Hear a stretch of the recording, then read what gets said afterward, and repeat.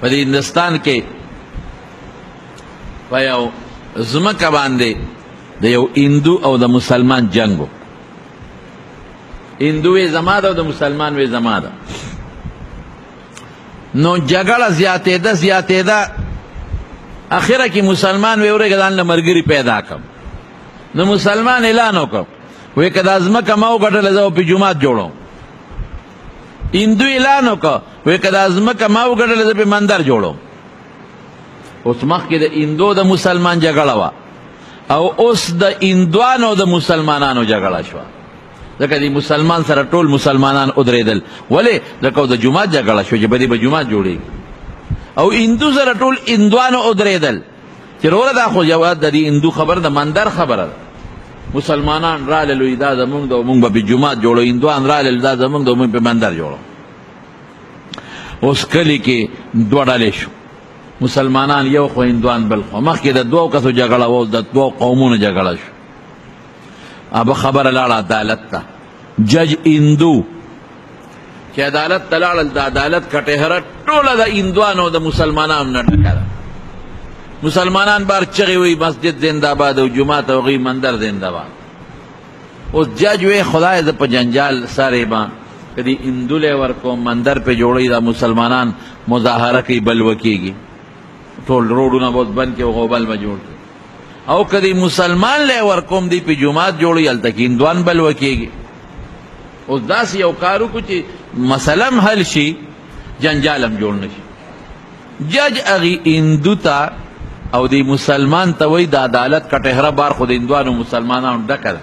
په عدالت کې دننه. هلکه وی داسې څوک مشر سپینګیري نشته چې تاسو په دواړو په اعتماد یو هغه فیصله وکړي. هغه ته به پته وي چې ځمکه د چا ده،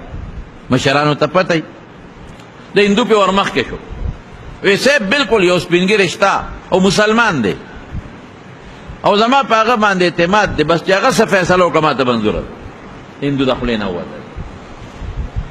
جج ورته وی څوک دی؟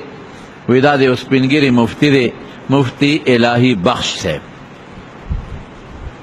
بس زما په هغه دی مسلمان خو زما په یقین دی چې دی دروغ نه وي، رښتیا وایي. بس چې دی وی مسلمان خو خوشحاله شو چې دا اوس مسلمان دی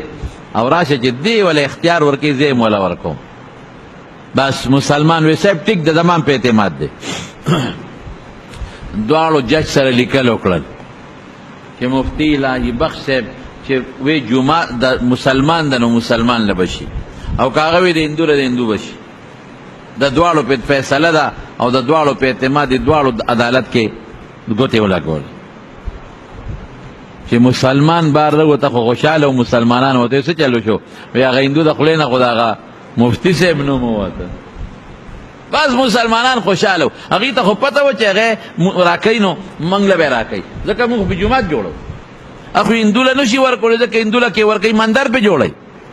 نو د بوتانو مندر له به ځي مفتی صاحب ورکوي. بس هغې خو خوشحاله وو. هندو چې بار راوت هندوانو ورته وی څه چل دی وکړو؟ یاره وی هغه دلته سپینګیری سړی نه دی بوډا مفتی الهي بخش. بس په هغه هم فیصله وکړه چې هغه عید ته وایي خدای دې په تڼاکه سیټ کړو ریکا. هغه هندوان ورته وایي خوار شي غلطي دې وکړه. اوس هغه مسلمان دی او اختیار دې مسلمان له ورکړه. مسلمان یې تاله درکوي ته خو په مندر جوړی، هغه به په څنګه بوتانو عبادت خانه جوړه کړي؟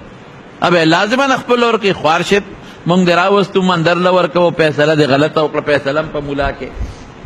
یاره وی زما د خولې نه خو یاره هندو بیا ستومانه خو خبره تې وتې وه ګوته یې لګولې وه.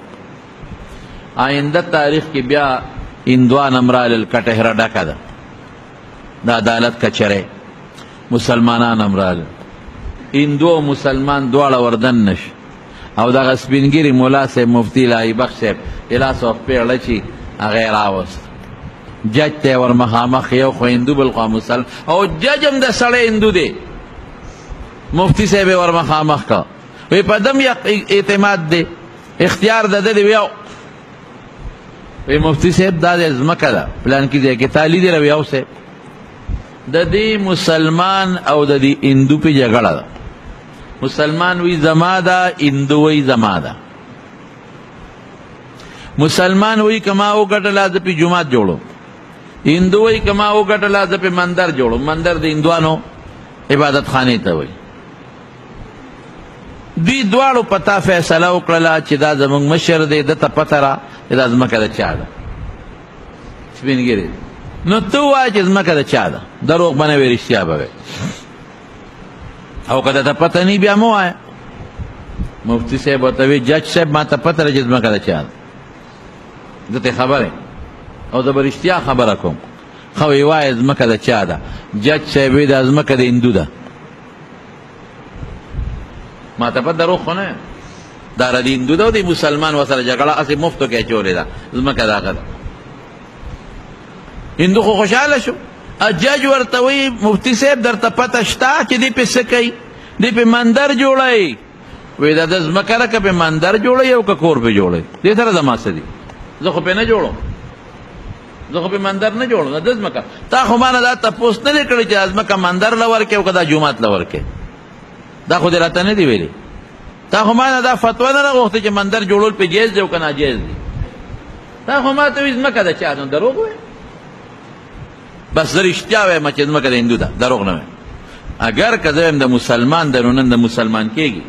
اگر که زه یم د مسلمان ده نن پې جومات جوړېږي خو ما ته پته ده چې دی پې مندر جوړوي ځمکه د ده ده اوس د ده خوښه ده که کور پې جوړوي مارکیټ پې جوړوي دکان پې جوړوي مندر زه خو پې نه جوړم او زه خو یې وله د ځانه نه ورکوم د ده ده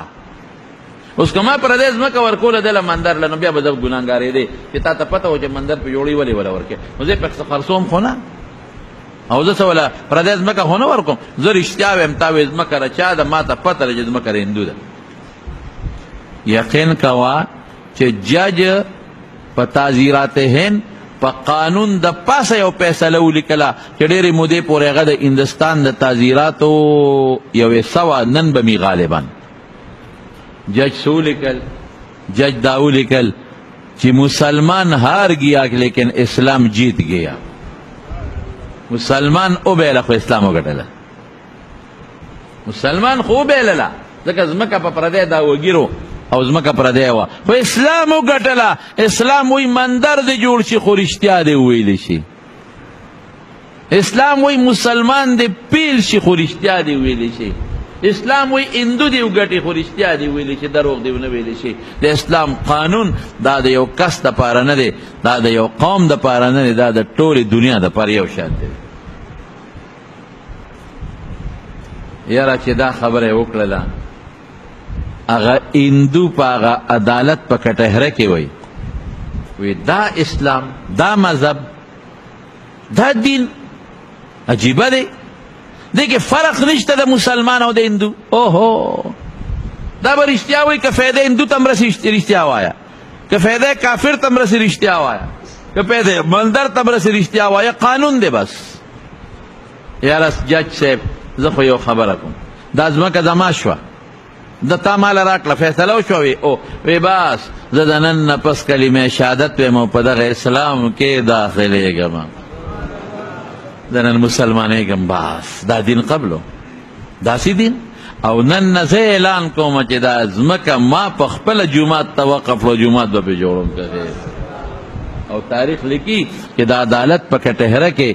قچرو که چې بار څومره هندوانو په یو ژبه الله پاک ټول مسلمانان کړل دا د رښتیا او برکت موږ ټول په دریو ځایونو کې علما وایي رښتیا دروغ ویلی شي هغه هم وایي دروغ په داسې شکل وایه چې توریه ورته موږ په عربیه کې وایو چې شکل ولې د رښتیا وکړه توریه ورته وایي هغه دا یو د ښځې سره جنجال جوړیږي خپلې ښځې سره نو خیر دروغ ویلی شي که رښتیا وی نو کور در سره روانېږي ښځه در سره روانېږي او کور درته خرابېږي لکه یو شی زه به یو لړ مثال درکړم یو شی دی په وس کې نشته او ښځه وی راله به یې راوړئ او که نه راوړئ ستا دا لار او زما دا لار نو یاره وی ښځې مارکیټ کې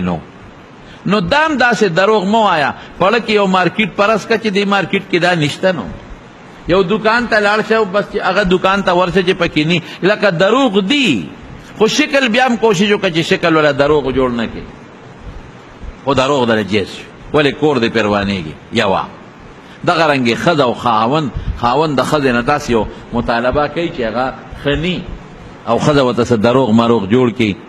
او دا خاوند پرې رضا کړي دویم په جهادي میدان کې د جهاد په میدان کې دروغ ویلی شي ولی بعض یو کافر ته که مخامخ دروغ رښتیا وی نو بیا به حالات خراب شي او دریم د دوو مسلمانانو جوړه چې کې اوس که یو مسلمان لته ورشي او جوړه کې نو خو خامخا د هغه بل دشمن په سر ګډې وړې وی نو که تا هغه لا خبرې ورسوې چې هغه خدا وي نو دا خو تا نور جنجال جوړ کړ روانه دې نوره زیاته کړه جوړه دې ونه کړه نو دې وخت کې ته دروغ ویلی شي چې مړه هغه له خو د ورل مې لکه ته خو یې د ما دشمن دی هغه خو ستا صفت کاو هغه خو یې دا زما رور دی خو بس روانه راغلی ده او غلط فهمي ده نو اب هم مړه نرم شي ها یاره بس زما به سره سره پلان نیکه پټې خو شریک نه دی خو یو جنجال دی او راغی د ما رور دې سره بړه نرم شي روغه به وشي نو دې دریو څیزونو کې دروغ وایه علما وایي په داسې شکل یې وایه چې څه ناڅه ته د ځان بچ کولی شي نو ښه خبره ځان بچ کولی شي نو ښه خبره او که نمی نو خیر دروغ پکې ویلی شي او ما سوا د دې دریو ځایونو نه نور دروغ بنه نو د معلوم بنیادي خبره مې دې پورې دا بیان وکړ چې نن سبا په نیټ باندې په فیسبوک باندې او په دې انټرنیټ باندې د دروغو یو سمندر روان دی یو سیلاب روان دی د دروغو الزامونه په خلکو لګي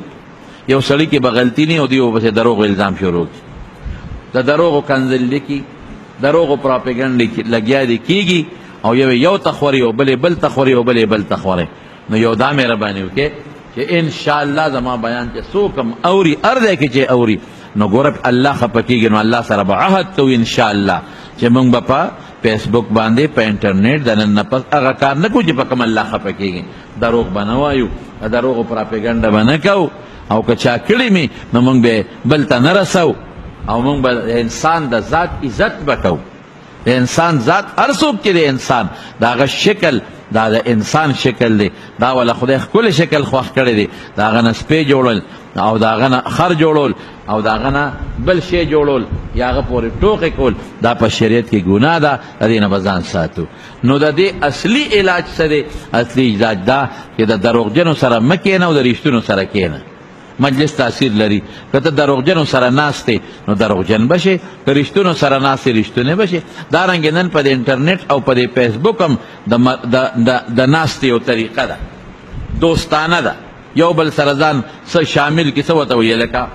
دا لکه زه تا سره شامل شم او ایډ ورته وایي ته تا سره ایډ شم ته ما سره ایډ شوې نو دروغجنو سره ځان مه ایډ کوه رښتونو سره ځان ایډ کوه بس دا ناسته ناسته یوازې ده چې جومات او حجره کې ناسته وکړې په دې فیسبوک ملګرتیا د نیکانو سره کوه د صالحانو سره کوه او د بېدینو او د ګناهګارانو سره مه کوه د دنیا د تاوان دی د دین د تاوان دی الله به خفه شي د الله رسول به خفه شي د الله فرشتې او کائنات به خفه شي الله دې موږ د دروغو نه وساتي که مو ویلي الله دې راته معاف کړي او ګوره توبې سره الله معاف کوي ښه که چا ویلي داسې دروغ د دروغو پراپیګنډه مسلمان ته ضرر رسولي په دې نیټ او په فیسبوک نو توبه وباسئ الله به معاف کړي توبه دا معنی چې دا سم کړي دي معافي غواړو